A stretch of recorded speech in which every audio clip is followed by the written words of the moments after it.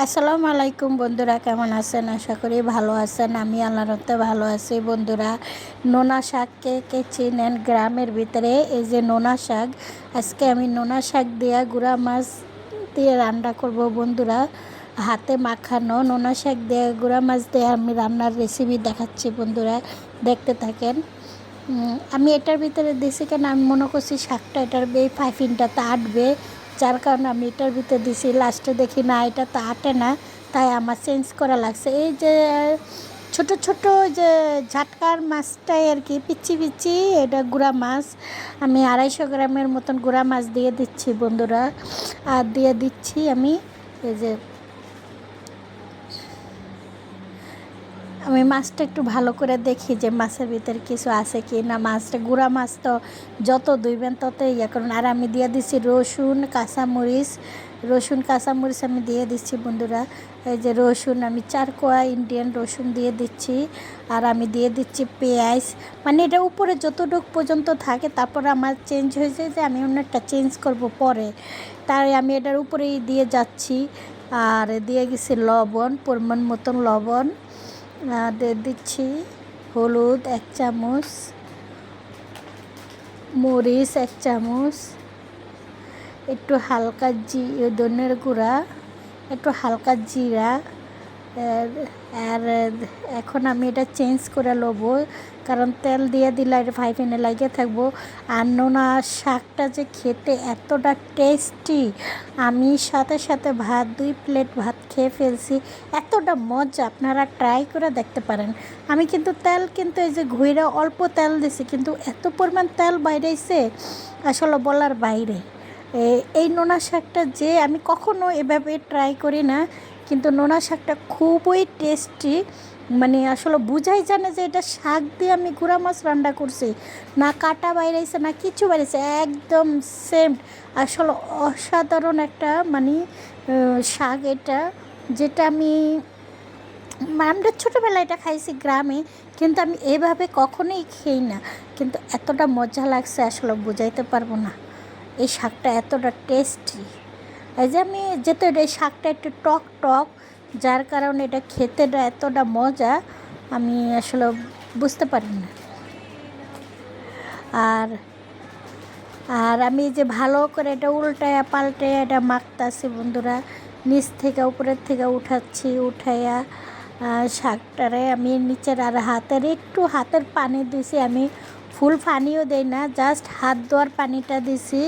আর শাকের থেকে তো এমনিতেই পানি বেরায় বন্ধুরা, জানেন।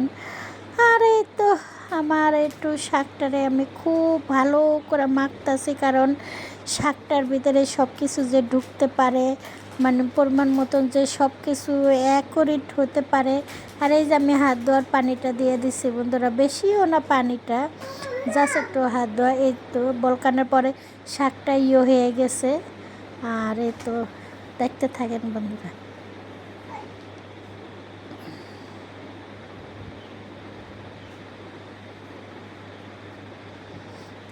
আমি একটু মাঝে সাঝে আমি এটা একটু লাড়াচাড়া দিয়ে দিচ্ছি, যেন নিচে দিয়ে না লাগে যায়। তাই এখন আবার আমি ঢাকনা দিয়ে রাখবো।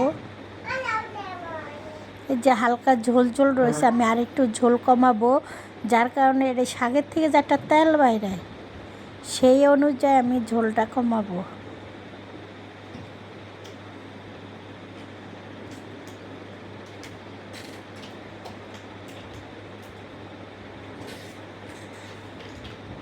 আমি সাইডে দিয়ে লাইকে টাইকে গেছে, সেটার আমি ভালো করে এটা ক্লিন করতেছি।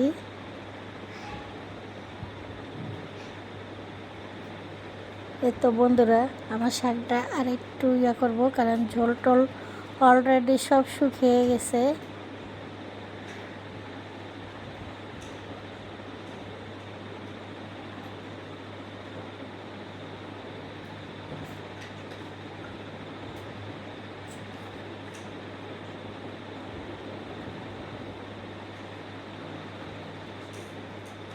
আপনি কতক্ষণ ঢাকনা দিয়ে একটু ভালো করে আর একটু সিদ্ধ করে নিব।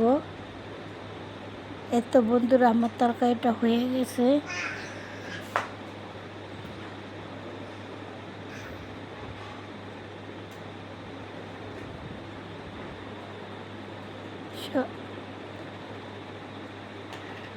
এই তো বন্ধুরা আমার সাথে তেলও বাইরে গেছে। আমি ভালো করে একটু নাড়াচাড়া দিতেছি।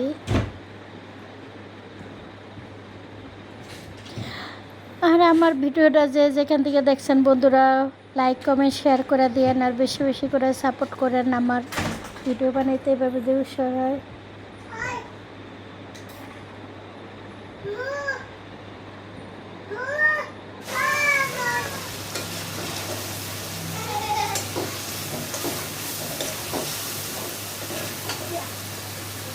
এটা আমার অনেক তেল বাইরেছে, অনেক তেল বাইরেছে বন্ধুরা।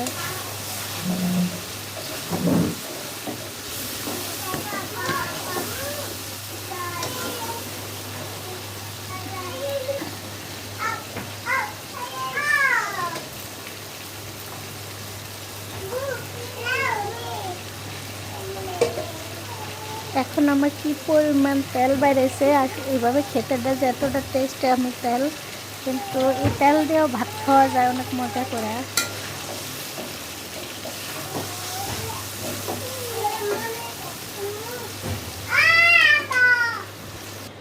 এই যে এখন আমি পরিবেশন করব বন্ধুরা।